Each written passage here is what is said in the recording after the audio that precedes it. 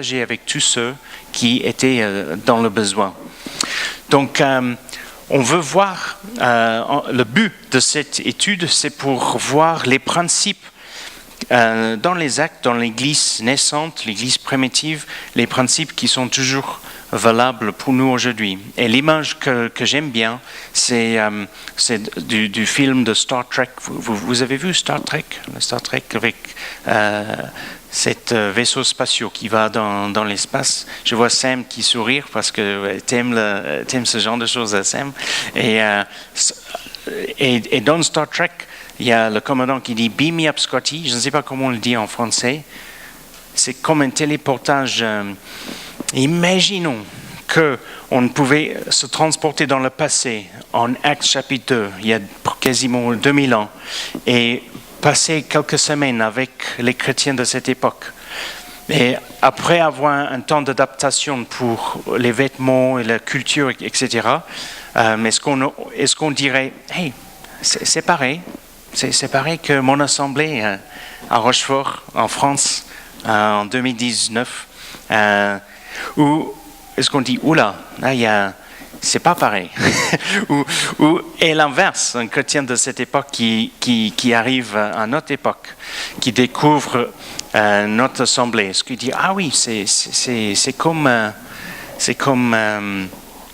chez nous. Il y a ce que les chrétiens vivent dans le 21e siècle est pareil que ce que les chrétiens vivent dans le premier siècle. Bien sûr, il y a beaucoup de différences, mais on a la parole de Dieu et on a le même Dieu. Une des choses qui aurait choqué les chrétiens de cette époque, c'est d'avoir une Bible imprimée. Parce que c'est Gustave qui a inventé l'imprimant. Gutenberg, pardon, Gustave. Qu'est-ce que Gutenberg? On sait encore en le 15e siècle. 14 quelque chose. Et après ça, les Bibles étaient écrites à la main. Et donc, d'avoir une Bible entière, c'était que les églises et les centres d'études, les universités, etc. Donc, pour que nous puissions avoir une Bible imprimée, Ancien et Nouveau Testament, ils diraient « Waouh, mais vous êtes privilégiés ». Dans mon message de dimanche dernier, on a regardé le sujet de Ananias et Saphira, et j'ai dit que s'il restait du temps, j'en parlerai, mais si je ne resterai pas de temps, j'en parlerai aujourd'hui. Donc on va regarder Ananias et Saphira. C'est un texte qui n'est pas évident, mais il y a beaucoup de choses dans lesquelles dans ce texte on peut apprendre. Donc, si vous avez vos Bibles, nous allons lire ensemble de Actes chapitre 4, verset 32. Actes chapitre 4, verset 32, jusqu'à chapitre 5, verset 11. Donc c'est un bon texte. Suivez-moi dans vos Bibles. Si vous n'avez pas vos Bibles avec vous et si vous voulez écoutez bien, si vous voulez fermer les yeux en écoutant, de bien écouter ce qui s'est passé. Et après, je vais essayer de déballer un petit peu ce que Dieu veut nous dire dans ce texte. Alors, Actes chapitre 4, verset 32. Tous ceux qui étaient devenus des croyants vivaient dans une parfaite unité de cœur et d'esprit. Personne ne se prétendait propriétaire de ses biens, mais ils partageaient tout ce qu'ils avaient. Avec une grande puissance, les apôtres rendaient témoignage de la résurrection du Seigneur Jésus, et la grâce de Dieu agissait avec force en eux tous. Alléluia, on veut ça pour aujourd'hui aussi. Aucun d'eux n'était dans le besoin, car ceux qui possédaient des champs ou des maisons les vendaient, apportaient le produit de la vente et le remettaient aux apôtres. Ceux-ci le repartissaient alors entre tous et chacun recevait ce dont il avait besoin. C'est ainsi que, par exemple, un certain Joseph possédait un terrain. C'était un lévite originaire de Chypre. Les apôtres le surnommaient Barnabas, ce qui veut dire l'homme qui encourage. Il vendit son terrain, apporta l'argent et en remit le produit aux apôtres. Mais un certain Ananias, avec sa femme Saphira, vendit aussi une propriété et, en accord avec elle, mit de côté une partie de l'argent de la vente, apporta le reste aux apôtres et leur remit. Pierre lui dit, « Ananias, comment as-tu pu laisser Satan envahir à tel point ton cœur? Tu as menti au Saint-Esprit en cachant le prix réel de ton champ pour en détourner une partie de ton profit. N'étais-tu pas libre de garder ta propriété? Ou même, après l'avoir vendue, ne pouvais-tu pas faire de ton argent ce que tu voulais? Comment as-tu pu décider en toi-même de commettre une telle action? Ce n'est pas à des hommes que tu as menti, mais à Dieu. » À ces mots, Ananias tomba raide mort. Tous ceux qui l'apprirent furent remplis d'une grande crainte. Des jeunes gens venirent envelopper le corps, puis l'emportèrent pour l'enterrer. Environ 3 heures plus tard, la femme d'Ananias entra sans savoir ce qui s'est passé. Pierre lui demanda, « Dis-moi, est-ce bien à ce prix-là que vous avez vendu votre champ? » « Oui, répondit-elle, c'est bien à ce prix. » Alors Pierre lui dit, « Comment avez-vous pu vous concerter pour provoquer ainsi l'Esprit du Seigneur? Écoute, ceux qui viennent d'enterrer ton mari sont devant la porte et ils vont t'emporter, toi aussi. » Au même instant, elle tomba inanimée aux pieds de Pierre. Les jeunes gens qui rentraient la trouvèrent morte et l'enterrèrent aux côtés de son mari. Cet événement inspira une grande crainte à toute l'Église, ainsi qu'à tous ceux qui entendirent parler. Prions. Père, merci pour ta parole. Seigneur, nous voulons mieux comprendre tes voies. Nous voulons pas seulement juste les comprendre pour avoir une compréhension intellectuelle, mais nous voulons, comme c'était prié tout à l'heure, nous voulons te donner notre cœur, nous voulons te donner notre vie et nous voulons mettre en pratique tes voies dans nos vies pour que tu sois glorifié dans nos vies et que nos vies te rendent honneur et gloire. Dans le nom de Jésus. Amen. Amen. C'est toujours facile ou sympa de prêcher sur un texte joyeux, de guérison, salut, des choses joyeuses qui se passent dans les évangiles, qui se passent dans la vie de l'Église, qui sont enseignés dans les épîtres. Et là, on a un passage qui est assez effrayant. Pour moi, je trouve ce passage assez effrayant. Mais ça vaut le coup qu'on regarde. Ça vaut le coup qu'on le regarde de plus près pour comprendre ce texte. Ok, quelques remarques par introduction. On est dans un contexte, Actes chapitre 4, une énorme générosité, une générosité extraordinaire entre les chrétiens à Jérusalem. Il y avait à cette époque, à Jérusalem, beaucoup de chrétiens pauvres. Beaucoup de pauvres. On est dans une époque où il n'y a pas de sécurité sociale, il n'y a pas de RSA, il n'y a pas de salaire minimum. C'est la famille. La sécurité sociale, c'est la famille. Et beaucoup de personnes pauvres. Donc, l'évangile, les gens qui ont reçu l'évangile, ça a déclenché une générosité entre ces chrétiens à Jérusalem qui répondaient à un besoin chez beaucoup. C'est un déferlement, comment dit-on? Voilà, ce mot-là, de générosité qu'on lit nulle part autre dans les actes. C'est vraiment quelque chose de très beau et de très fort. Cette vague de générosité n'était pas commandée par les apôtres. On lit nulle part qu'un apôtre a dit « Ok, maintenant, vous allez vendre tout ce que vous avez en rab et on va partager. » C'était spontané. Ça venait du cœur des gens. C'est même pas un commandement de Dieu. plusieurs moments dans les actes où il y a un moment de révélation, où Dieu révèle sa volonté. Bon exemple, en Actes chapitre 11, les chrétiens sont en train de prier ensemble. Il y a une parole prophétique, il y a une révélation qu'il y aura une famine dans la région et les chrétiens décident de faire une offrande, prendre une collecte pour les chrétiens à Jérusalem et Judée. D'autres moments de révélation, mets à part pour moi Barnabas et Paul pour annoncer l'évangile aux païens, aux non-juifs.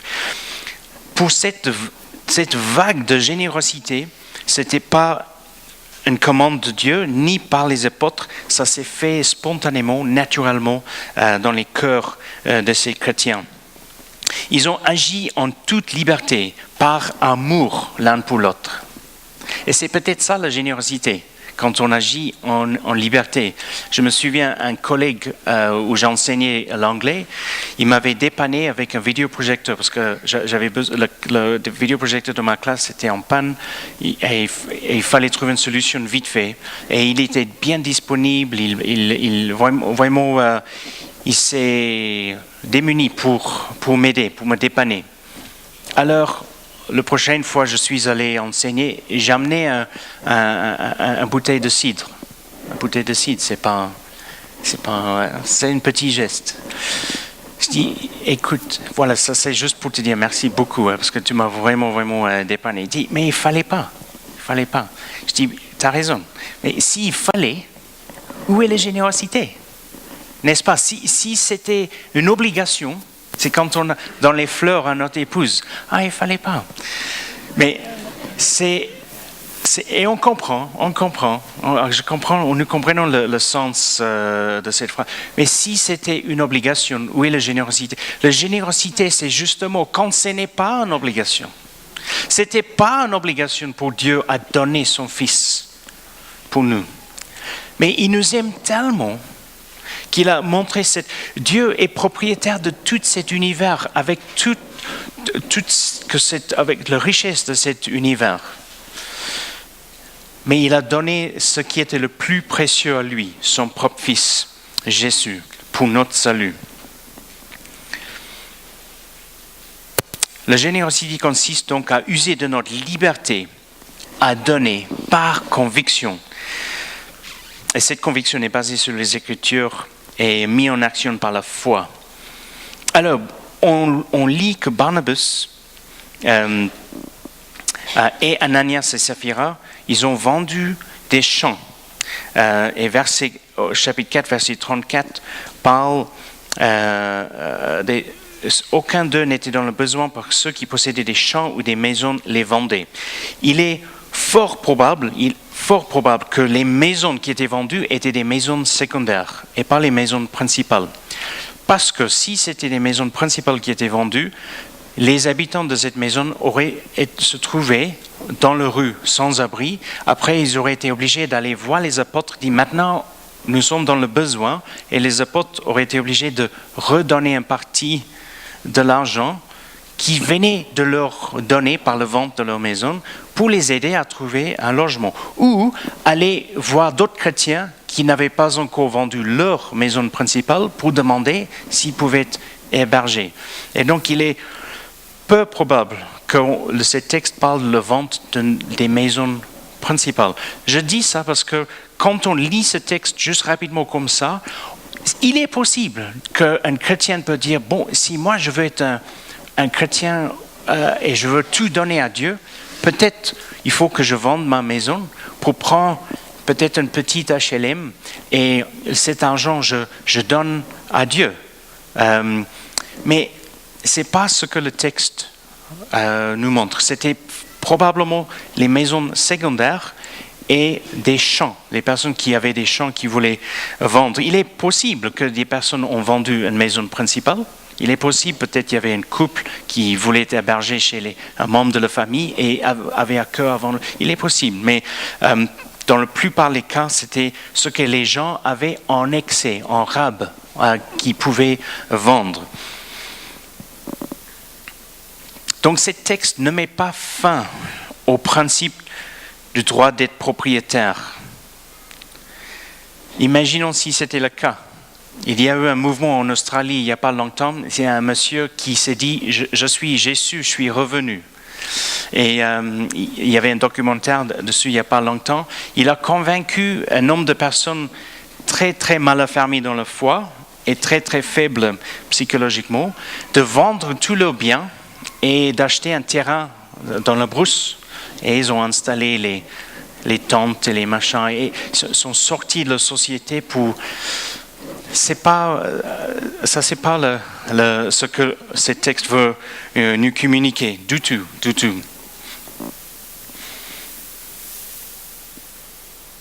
Alors, la question que nous pouvons poser, c'est pourquoi la dureté de Dieu dans le jugement d'Ananias et sa femme Saphira? Pourquoi un jugement si dur?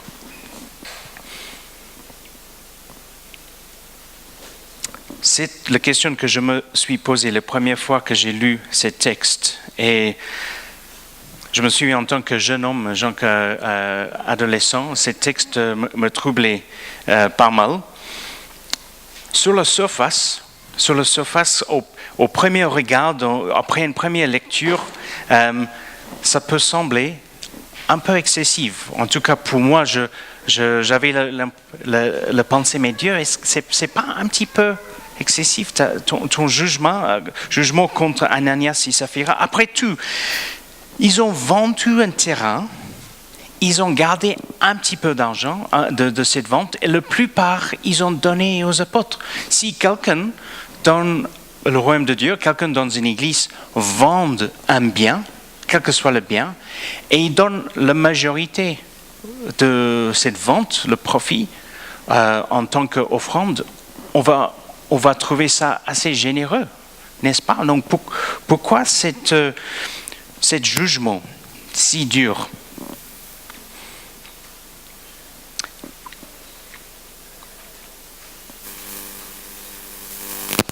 Quelques pensées. D'abord, verset 3, on a des réponses en chapitre 5, verset 3. Pierre dit, « Ananias, comment as-tu pu laisser Satan envahir à tel point ton cœur ?» Je vais revenir à cette partie-là. « Tu as menti au Saint-Esprit en cachant le prix réel de ton champ pour en détourner une partie de ton profit. » Qu'est-ce qui s'est passé? En réalité, Ananias et Saphira, ils ont cherché à tromper les apôtres, mais en faisant ainsi aussi tromper Dieu. Ils ont décidé, ils avaient la liberté, comme disait Pierre, ils avaient la liberté à garder tout cet argent. Ils avaient la liberté à garder cette champ. Ils avaient la liberté à faire ce qu'ils voulaient avec cette champ. Et ils ont apporté le prix de vente de le champ en faisant semblant qu'ils apportaient la totalité. Et ainsi essayer de tromper les apôtres. C'est-à-dire, il y avait une hypocrisie dans leur démarche. Ils voulaient être vus par les hommes en tant que très généreux, mais en cachette, ils ont caché un montant. Vous voyez, ce n'était pas le problème. Le souci pour Ananias et Saphira n'était pas le fait qu'ils ont donné une offrande. Le problème, c'est que l'hypocrisie d'avoir caché un parti et de faire semblant qu'ils donnaient la totalité, ils mentaient aux apôtres. Et ce que Pierre dit, en fait, tu n'as pas menti à moi, mais tu as menti au Saint-Esprit. Il faut garder en tête que nous sommes en Actes chapitre 4 dans un contexte d'une manifestation de la puissance de Dieu hors norme. On est dans un contexte où Dieu se révèle de façon incroyable. Juste quelques versets avant, en Actes chapitre 4, verset 31, juste avant le passage que nous avons lu tout à l'heure, Actes 4, 31, quand ils ont fini de prier, il y avait une réunion de prière, la terre s'est mise à trembler sous leurs pieds à l'endroit où ils étaient assemblés. Ils furent tous remplis du Saint-Esprit et annonçaient la parole de Dieu avec assurance. À une réunion de prière, la terre tremblait. Il y a eu des guérissons, des paralytiques. Il y a le Pentecôte. Il y a l'annonce, la bonne nouvelle de Jésus qui se fait avec puissance. On est dans un contexte de manifestation de la puissance de Dieu qui est incroyable. Et les gens ont une crainte pour Dieu, une crainte saine.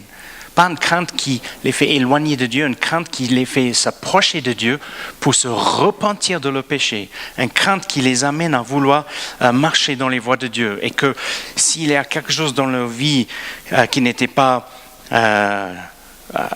bon, il y avait une repentance.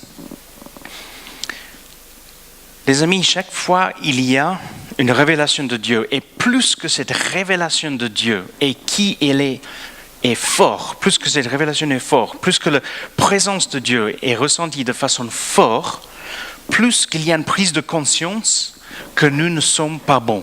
Plus qu'il y a une prise de conscience de nos propres défauts, de nos péchés, et ça nous amène à tomber à genoux devant Dieu et se repentir, demander pardon. Il y a eu un moment comme ça, vous connaissez bien Ésaïe, chapitre 6. Ésaïe a une révélation de Dieu. Chapitre 6 commence avec l'année du mort du roi Osias. Je vis le Seigneur siégeant sur un trône très élevé. Les pans de son vêtement remplissaient le temple. Donc, Ésaïe a cette révélation de Dieu. Un peu plus tard, verset 5, « Je me criais, malheur à moi, je suis perdu, car j'ai des lèvres impures et j'habite au milieu d'un peuple aux lèvres impures. Et voici que de mes yeux, j'ai vu le roi, le Seigneur, des armées célestes. » Malheur à moi. Quand nous les hommes, quand on regarde les autres hommes et on se compare, ça nous amène à l'orgueil. Quand on regarde Dieu, ça amène à l'humilité. Et on sait tout de suite, oh Dieu, je sais, il y a des choses dans ma vie, tu veux encore faire, des choses que tu veux régler dans ma vie. Je veux encore grandir dans ma foi pour te ressembler davantage. Alors l'un des séraphins vola vers moi, il tenait à la main une braise qu'il avait prise sur l'autel avec des pincettes. Il m'en toucha la bouche et il me dit, maintenant que ceci vient d'être appliqué sur tes lèvres, ta faute est enlevée et ton péché est expié. Et dans un sens, Ésaïe est en mesure de continuer à recevoir le reste de la révélation que Dieu veut lui donner parce que ses péchés sont expiés. Et pour nous, dans le 21e siècle, grâce au sang de Jésus, on trouve le salut en Christ. Le sang de Jésus qui des péchés de nos vies sont expiés. On trouve la justification par la foi